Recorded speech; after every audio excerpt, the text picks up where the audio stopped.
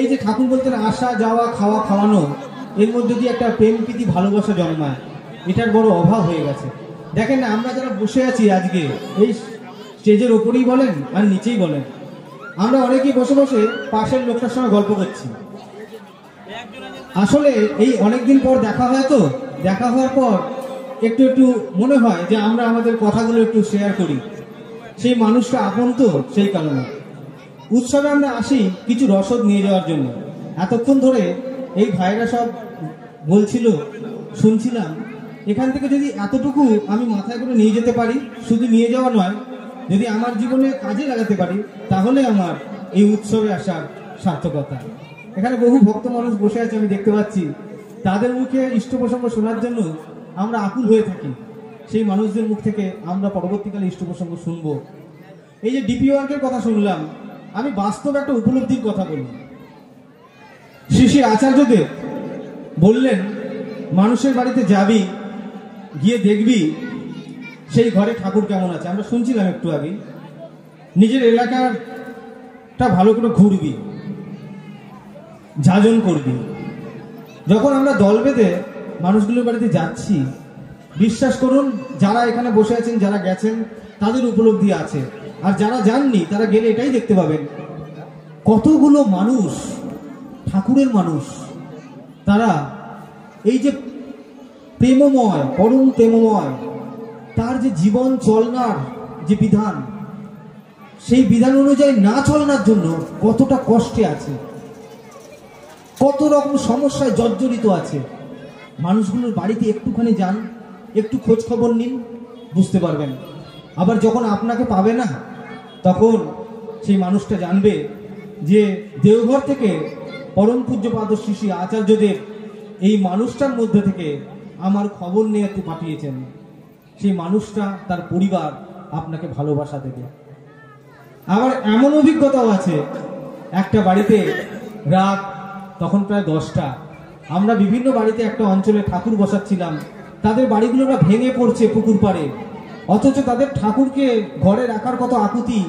এই আমাদের ভাইরা বসে আছে, ওরা ফলের পেটি বাজার থেকে নিয়ে এসে সাদা কাগজ মেরে ঠাকুরের ফটো কলকাতা থেকে নিয়ে এসে সেই ঘরে ঘরে ঠাকুরের ধ্বনি দিয়ে ঠাকুর বসানোর কাজে যায়। প্রত্যেকটা বাড়িতে অত্যন্ত আপ্যায়ন পায়। আবার রাত 9:30টার পরে একটি বাড়িতে যখন যাওয়া হয়, দেখা যায় অত্যন্ত গালিগালাজ শুনতে হলো। এটা যদি আমরা মনে করি যে এই গালিগালাজটা আমি আমার ঠাকুরের কাছ থেকে বিরত থাকবো, মানুষ আমায় খারাপ কথা বললো, তাহলে কিন্তু আমার কিছু হলো না। এগুলো আমাদের জীবনের একটা পরীক্ষা। আমরা যে বাড়িতে গিয়ে ভালোবাসা পেয়েছি, সেখানেও ডুবে গেলে হবে না। শ্রী শ্রী ঠাকুর বললেন, সুখও একরকম ভাব, দুঃখও একরকম ভাব। আমরা প্রত্যেকটাই ঠাকুরের আশীর্বাদ পরিপালনের জন্য গেছি। এই আশীর্বাদ মাথায় বহন করতে গিয়ে দেখা যাচ্ছে অনেক না হওয়া কাজ হয়ে গেছে।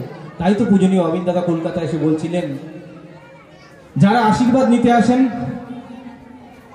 আচার্যদেবের কাছে এবং অবিন্দার কাছে অনেকে আসেন, বলছেন যারা আশীর্বাদ নিতে আসেন তাদের উদ্দেশ্যে বলছি, আশীর্বাদ ছড়িয়ে দেয়া আছে, আপনারা এবার কুড়িয়ে নেন।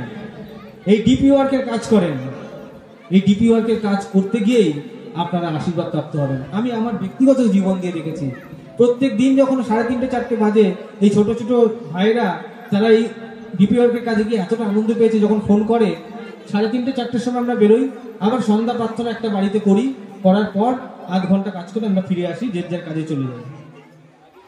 যখন তারা ফোন করে, মনে হয় যে আমি যদি না যাই তাহলে আমি মনে হয় আজকে বঞ্চিত হব। এটা একটা সুঅভ্যাস, মানুষের খোঁজ খবর নেওয়া, তাদের বাড়িতে যাওয়া, এইটাই তো কাজ। যে আশীর্বাদ আমরা নেয়ার জন্য দেওঘরে যাই, আশীর্বাদ কিন্তু দেয়া আছে। আমি আপনাদের সামনে দাঁড়িয়ে কথা বলছি, এই লাস্ট একটা ঘটনা বলে, আমার জীবনে ঠাকুরের দয়ার ঘটনা বলে আমি বসে করছি। আমার পাটা অ্যাক্সিডেন্টে ঘুরে গেছিল। খাদিনার মোড়ে আমার এক বন্ধুর সাথে বাইক অ্যাক্সিডেন্ট হয়। অ্যাক্সিডেন্টের পর দেখছি পাটা ঘুরে গেছে। শ্রী ঠাকুর বলেন, মানুষ এখন টাকা পর, যত পারিস মানুষ ধর। কিছু গুরু ভাইরা খবর পেয়ে সবাই সুচুরা হসপিটালে আসে। ডাক্তার আমাকে কলকাতা ট্রান্সফার করে দিয়েছিল। গুরু ভাইরা আমায় কলকাতায় যেতে দেয়নি। সবাই ডাক্তারবাবুকে অনুরোধ করেন, এর অপারেশন এইখানেই করতে হবে।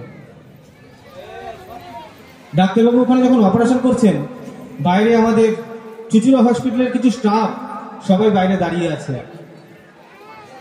অপারেশন থিয়েটার থেকে একজন ম্যাডাম সার্জেনকে জিজ্ঞাসা করছেন, আজকে আমাদের স্টাফেরা এত ভিড় করছে কেন? তখন ওই সার্জেন ডাক্তার বলছেন, এই এনার যে অপারেশন হচ্ছেন ইনি ওদের গুরু ভাই। ম্যাডাম বলছেন, আজকে নিজের ভাইয়ের কথা এত ভাবে না, এরা গুরু ভাইয়ের কথা এত ভাবে। যে কদিন আমি হসপিটালে ছিলাম, প্রতিদিন সকাল সন্ধ্যা হসপিটালে প্রার্থনা হয়েছে। অন্যান্য যারা ভাঙাচোরা পেশেন্ট ছিল তারা সবাই ওই সময়টায় আকুল হয়ে থাকতো কখন প্রার্থনা হবে। দীর্ঘ 1 মাস অতিক্রান্ত, আমার পা কিছুতে ঠিক হয় না। 2 মাস যায়, 3 মাস যায়, 6 মাস যায়, অপারেশন হয়ে গেছে, পা ঠিক হচ্ছে না। বালুরঘাটের এক গুরু ভাই, মেদিনীপুরের এক গুরু ভাই, আর চুচুড়ার কিছু গুরু ভাই আচার্যদেবের কাছে যান আমার মা আর বোনকে নিয়ে। আচার্যদেব বললেন, ডাক্তার যেভাবে বলে সেভাবে চলতে বলবেন, সুস্থ হয়ে যাবে। ডাক্তারের কাছে আমাকে 6 জন মিলে তুলে নিয়ে যায়। চুচুড়া হসপিটালের পাশেই সেই সার্জন বসে, কোলে কোলে যখন নিয়ে ঢুকছে আমারও তো কষ্ট হচ্ছে, যারা ভাঙাচোরা পেশেন্টরাও কষ্ট নিয়ে বসে আছে, তারাও দেখছে যে এ তো হেঁটেও আসতে পারছে না। আমাকে তুলে নিয়ে গেল। ডাক্তারবাবু বললেন, পাটা নিচে রাখুন। আমি পাটা নিচে রাখলাম, দেখলাম 6 মাসের যে যন্ত্রণা ছিল বিন্দু মাত্র যন্ত্রণা নেই। বলছে, উঠে দাঁড়ান। আমি উঠে দাঁড়িয়ে পড়লাম। বলছে, হাঁটুন। আমি হাঁটছি। আমার নিজের জীবনের অভিজ্ঞতা বলছে। পরমারাধ্য জগৎ জননী শ্রী শ্রী বড়মার জন্মতিথি ছিল। আমি যখন হেঁটে বেরিয়ে এলাম, বাইরে যারা বসেছিল অন্যান্য পেশেন্ট ভাবছে ডাক্তার বোধহয় ম্যাজিক করেছে। আমি দেখলাম আমার আচার্যদেব তিনি দয়া করে আমার রক্ষা করলেন। ঠাকুর বললেন, আচার্যকে বাদ দিয়ে তুই জ্ঞান গবেষণা করবি যত, সামঞ্জস্য পাওয়াই কঠিন, হারাবি তুই পথ নিয়ত। সেই নামের কথা বলছিল, ঠাকুরের নামের দ্বারা সব হয়। আমরা আজকে এই উৎসবে এসে অনেক আনন্দ করলাম, অনেক আনন্দ নিয়ে বাড়ি ফিরবো। মনে রাখবেন, এই আনন্দটা সার্থক হবে যদি ওই তিনি যেটা চাইছেন, তিনি কি চাইছেন তার কাজটাই আমরা যদি নিজেদেরকে যুক্ত করতে পারি। সবাইকে মঙ্গল প্রার্থনা করি। সকলে ভালো থাকবেন। জয় গুরু।